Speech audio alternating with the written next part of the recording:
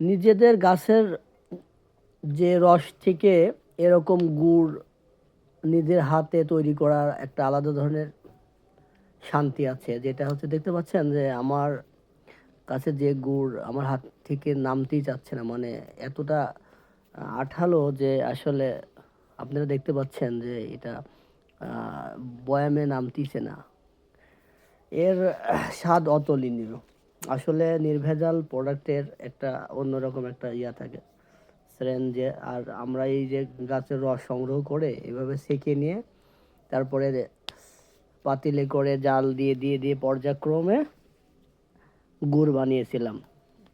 আসলে পাটারি বানানো একটু এর পরবর্তী আরেকটা ধাপ থাকে, সেটা আমরা করি নাই, সেটা আরেকটু কঠিন, মানে পুড়ে যাওয়ার সম্ভাবনা থাকে। আর এই গুড়ের যে একটা সেন্ট আছে সেটা অতুলনীয়। এটা দিয়ে আমরা পরবর্তীতে দুধ পিঠা বা মুড়ি মানে মোয়া যেটাকে বলে সেটা করব। এই যে দেখেন কি সুন্দর করে রাখা হয়েছে।